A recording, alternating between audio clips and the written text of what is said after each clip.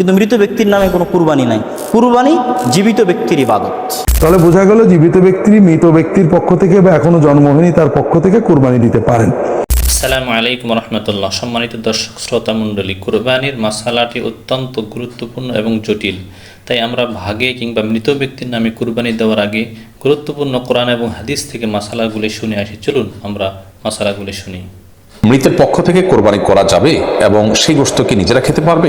মৃত ব্যক্তির তরফ থেকে যদি আপনি নিজের তরফ থেকে কোরবানি করেন, আপনি করতে পারেন এবং সেই গোশত আপনি খেতে পারেন। নবী করিম সাল্লাল্লাহু আলাইহি সাল্লাম সাহাবী আলী রাদিয়াল্লাহু তাআলা তিনি কোরবানি করেছেন।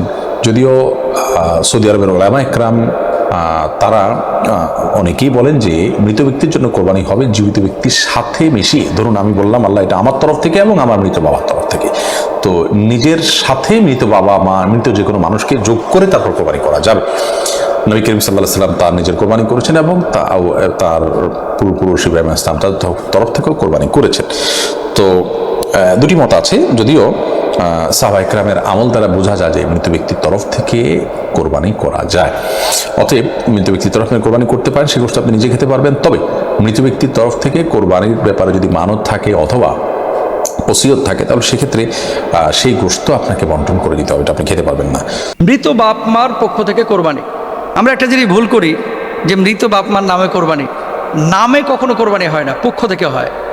যদি বলে যে অমুকের নামে কোরবানি, কোরবানি অশুদ্ধ হয়ে যাওয়ার সম্ভাবনা আছে। নাম হবে কার? একমাত্র আল্লাহ।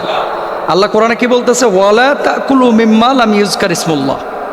আল্লাহর নাম ছাড়া কোনো পশু যদি কেউ জবাই করে এটা খাওয়া যাবে না কিন্তু, এবং ওই পশুটা মুসলমানের জন্য খাওয়া হারাম। এবার আসেন আরেকটা দলিল নেন। আল্লাহ তাআলা কি বলছেন? ইন্না সলাতি ওয়া নুসুকি ওয়া মাহইয়ায়া ওয়া মামাতি লিল্লাহি রাব্বিল আলামিন। আমার নামাজ, আমার কোরবানি, আমার জীবন, আমার মরণ একমাত্র কার জন্য? আল্লাহর জন্য। এখন আল্লাহর জন্য আপনি কোরবানি দিচ্ছেন। আমরা একটা স্পেলিং ভুল করে থাকি যে আমার নামে কোরবানি, দাদির নামে কোরবানি, বাপের নামে কোরবানি। না, কারো নামে কোরবানি হবে না, তার পক্ষ থেকে হবে। মিন্নি, মিনহুম, মিনহা, মিনহু। কথা বুঝতে পেরেছেন? মানে আমার পক্ষ থেকে, তার পক্ষ থেকে, তাদের পক্ষ থেকে, তাহার পক্ষ থেকে, এটা হতে পারে। কিন্তু তাহার নামে, তার নামে, তাদের নামে, আমার নামে, স্ত্রীর নামে, বউয়ের নামে, বাচ্চার নামে না। নাম হবে একমাত্র আল্লাহ সুবহানাহু ওয়া তাআলা। মৃত বাপ মা, আল্লাহ রাসূল সাল্লাল্লাহু আলাইহি ওয়াসাল্লাম দুটি কোরবানি দিতেন। কখন আম্মাজান খাদিজাতুল কুবরা রাদিয়াল্লাহু তাআলা আনহার পক্ষ থেকেও দিয়েছেন, সমস্ত উম্মতের পক্ষ থেকে আল্লাহ রাসূল দিয়েছেন। তো সমস্ত উম্মত তো, নবীজির অনেক উম্মত তো মারা গিয়েছে সেই সময়, এখনও তো লাখ লাখ কোটি কোটির উম্মত মারা গিয়েছে। তার মানে সমস্ত জীবিত এবং মৃত উম্মতের পক্ষ থেকে আল্লাহ রাসূল দিয়েছেন সওয়াবের জন্য। তো আমাদের মৃত বাপ মা যাদের কবরে চলে গেছে, আপনার যদি আর্থিক সঙ্গতি থাকে, ধরেন দুটো গরু কিনলেন অথবা গরুর দুইটা ভাগ নিয়েছেন, একটা নিজের জন্য আর একটা আমার মৃত বাপ মার জন্য। নিয়তটা কি? যে আল্লাহ এখান থেকে যে সওয়াবটা দিবেন আমার মৃত বাপ মার কবরেও এই সওয়াবের একটা অংশ পৌঁছায় দেন। এই নিয়তে যদি আপনি করে থাকেন তাহলে আপনি কোরবানি করতে পারেন, জায়েজ আছে আপনার জন্য। তবে মরা মানুষের জন্য কোরবানি না, কিন্তু মরা মানুষের সওয়াবের জন্য কোরবানি আপনি দিতে পারেন। কোরবানি হচ্ছে জীবিত মানুষের জন্য। সেকেন্ড আরেকটি বিষয় আপনাকে বলি, আপনার বাপ মারা যাচ্ছিল, ঠিক ওই মুহূর্তে বলেছে বাজান আমার জন্য একটা কোরবানি দিস, ওসিয়ত করে গিয়েছে। আপনার মা ওসিয়ত করে গেছে, ভেরি ভেরি ইম্পর্টেন্ট একটা বিষয়, এটা আমরা অনেকেই জানি না। বাপ অথবা মা ওসিয়ত করে গেছে যে আমার ছেলে তো অঢেল টাকা আমি রেখে গেলাম ছেলের জন্য, প্রতি বছর আমাদের পক্ষ থেকে অবশ্যই একটা কোরবানি দিবে আমাদের ইন্তেকালের পরে, এটা আপনার জন্য ওয়াজিব, আবশ্যক। এই সামর্থ্যবান আপনি হন এবং বাপের ওইরকম সম্পদ থাকে। এবং ওসিয়ত করা যে পশুটা আপনি জবাই করবেন এই গোশত কিন্তু আপনি খাইতে পারবেন না। মৃত বাপ মার পক্ষ থেকে যে কোরবানিটা আপনি করবেন এই গোশতটা পুরোটাই সাদাকা করে দেওয়াটা উচিত, উত্তম। আর ওসিয়তের যে গোশতটা, এই গোশতটা কিন্তু আপনি ধরতেও পারবেন না, ছুঁইতে পারবেন না। গোশত বানায়া এই পুরো গোশত আপনার দান করতে হবে, এটা কিন্তু অনেকে জানে না। বাপ মা ওসিয়ত করে গিয়েছে, এটা জবাই করে ওই কোরবানির গোশতের মতো 3 ভাগে ভাগ করে না। ভাই ভুল। সঠিক হচ্ছে ওসিয়ত যদি করে থাকে তাহলে পুরো গোশতটা আপনি দান করে দেবেন। আর বাপ মার পক্ষ থেকে যদি কোরবানি করেন তাহলে গোশতটা ভাগ করতে পারেন, জায়েজ আছে। তবে উত্তম হচ্ছে পুরো গোশত দিয়ে দেওয়া গরিব মিসকিনকে, কারণ বাপ সওয়াবের জন্য আপনি দিচ্ছেন। তাহলে মৃত ব্যক্তির নামে না, মৃত ব্যক্তির পক্ষ থেকে আমরা কোরবানি দেবো। আল্লাহ তাআলা আমাদের তৌফিক দান করুন। যারা মৃত্যুবরণ করেছেন তাদের পক্ষ থেকে কোরবানি দেওয়া যাবে কিনা আদৌ? মৃত পিতামাতা, মৃত দাদা দাদি, এ ব্যাপারে ফুকাহাদের দুটো মত রয়েছে। কেউ বলেন দেওয়া যাবে না, কেউ বলেন দেওয়া যাবে। যাবের পক্ষের দলিলটা বেশ জোরালো। রাসূলুল্লাহ সাল্লাল্লাহু আলাইহি ওয়াসাল্লাম মদিনায় প্রতি বছরই কুরবানি দিতেন 2টো করে। তিনি বলতেন একটা যে হাজা মিন মুহাম্মাদিন ওয়া আলে মুহাম্মদ, এটা মোহাম্মদ এবং তার পরিবারের পক্ষ থেকে। আরেকটা বলতেন মাল্লাম ইযাহি মিন উম্মতে মুহাম্মদ, উম্মতে মুহাম্মাদে যারা কুরবানি দিতে পারেনি তাদের পক্ষ থেকে। তো যারা দিতে পারেনি তারা অনেকে মৃত্যুবরণ করেছেন, অনেকের জন্ম হয়নি। তাহলে বোঝা গেল জীবিত ব্যক্তি মৃত ব্যক্তির পক্ষ থেকে বা এখনো জন্ম হয়নি তার পক্ষ থেকে কুরবানি দিতে পারেন। এ হাদিস সহিহ। কুরবানির বিষয়ে সংক্ষিপ্ত আর দু একটা মাসালা হচ্ছে, মৃত ব্যক্তির পক্ষ থেকে কোনো কুরবানি হয় না। রাসূল সাল্লাল্লাহু আলাইহি ওয়াসাল্লামের পক্ষ থেকে আমাদের কোনো কুরবানি নাই যে আমরা আল্লাহ রাসূলের পক্ষ থেকে কুরবানি করব, মৃত ব্যক্তির নামে কুরবানি করব। আপনি মৃত ব্যক্তির নামে কিছু করতে চাইলে সেটা স্বাভাবিক সাদকা হিসেবে এতিমখানায় দিয়ে দিতে পারেন, গরিব মিসকিনকে দিয়ে দিতে পারেন, কিন্তু মৃত ব্যক্তির নামে কোনো কুরবানি নাই। কুরবানি জীবিত ব্যক্তির ইবাদত, কুরবানি হচ্ছে জীবিত ব্যক্তির ইবাদত।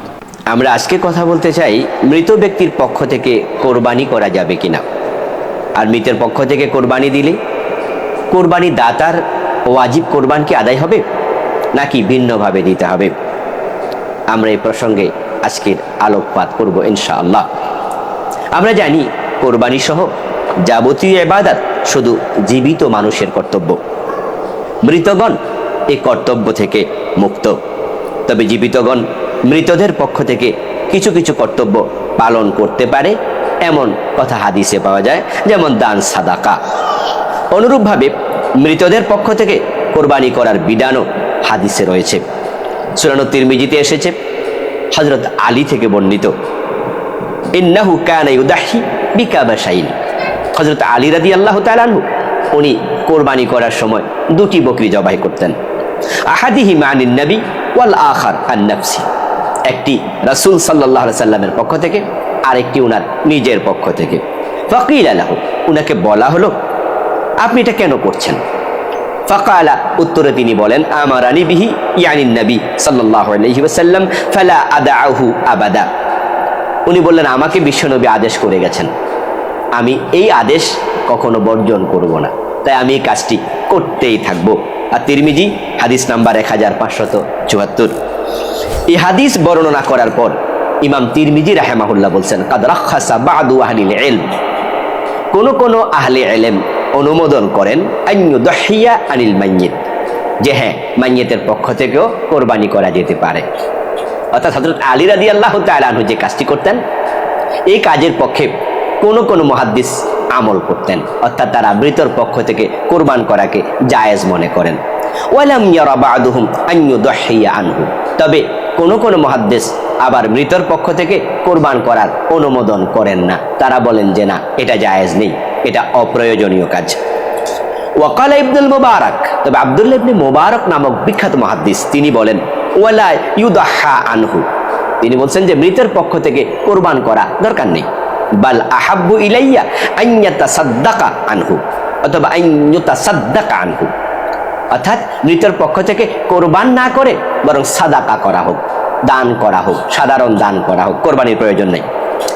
এরপরে আব্দুল্লাহ ইবনে মুবারক বলছেন ওয়াইন দহা ফালা ইয়াকুল মিনহা, যদি কোনো ব্যক্তি মৃতের পক্ষ থেকে কোরবানি করে, উনি বলছেন উত্তম হলো সাদাকা করা, কোরবানি দরকার নেই।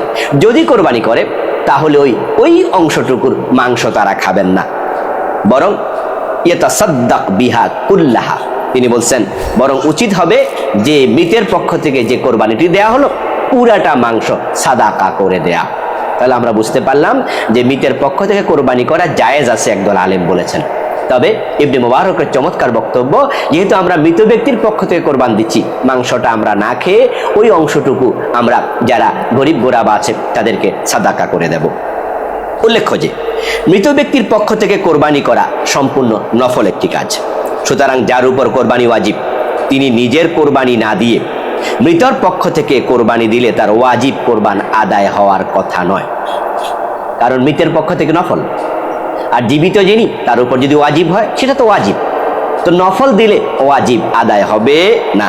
তাই আগে নিজের পক্ষ থেকে কোরবানি দিয়ে তারপর মৃত ব্যক্তির পক্ষ থেকে কোরবান দিতে পারে, কিন্তু মৃতের পক্ষ থেকে দিয়ে নিজেরটা যদি পরিত্যাগ করে তাহলে ওয়াজিব লঙ্ঘনের দায়ে দায়ী থাকতে হবে। সুতরাং আমরা সতর্কতার সাথে এই মাসালাটি আমল করব ইনশাআল্লাহ। আল্লাহ তাআলা তৌফিক দান করুন, আমিন। ওয়াসসালামু আলাইকুম ওয়া রাহমাতুল্লাহি ওয়া বারাকাতুহু।